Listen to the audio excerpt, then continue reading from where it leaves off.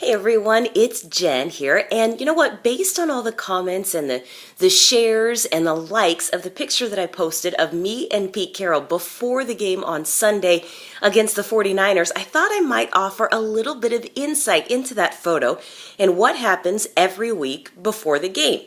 That picture, if you haven't seen it, is posted on the Facebook page, and I'll repost it right here as well, but it looks like Pete and I are in the middle of a stare down. You know, one of those good old-fashioned whoever blinks first loses.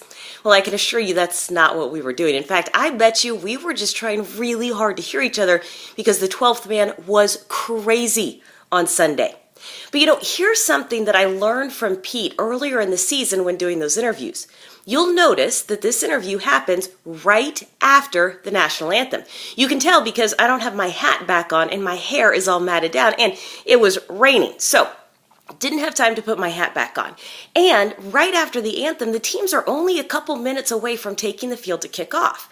Now, I know that Pete has a lot going on during that time. So earlier in the year, I tried to make sure that I was really on top of it. And at the minute Pete walked over to me, I had the questions ready to go, and we would just bang through the 2-question interview.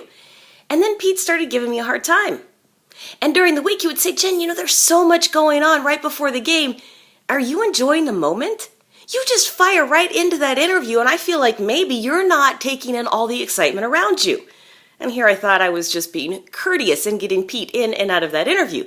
So right before the interviews start now, we make sure that we exchange some pleasantries. We talk about the crowd, we talk about the weather, whatever it is, for about 15 seconds, and then we go into the interview.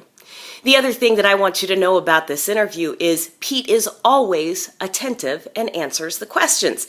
And that's saying something because he's got a lot going on and a lot on his mind, especially right then before the game starts. But he's never blown me off. He's always been very polite. He's always been very attentive. And as you can see from that picture, boy, he is intense and paying attention to what's going on around him. So, how does this apply to you in business? Well, number one, I think Pete's comment to me about are you enjoying the moment really goes to small talk and making sure that you're not just diving right into business, that you're enjoying what's going on around you and that you are talking about something that just kind of lightens the mood for a second. And two, even though Pete is really busy and he's focusing on so many other things, he still takes the time to do the interview and to do it well.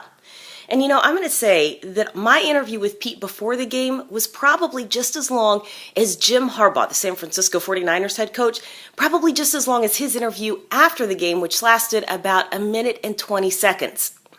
It's those things that make people remember you, both good and bad. So no matter how stressed, no matter how busy you get at work, remember that, you know, taking just a couple of minutes to focus in, being attentive and answering questions works in your favor. All right, so there's the story behind the picture. Perhaps I'll have more in future weeks because after all, the Seahawks are in the playoffs. Go Hawks.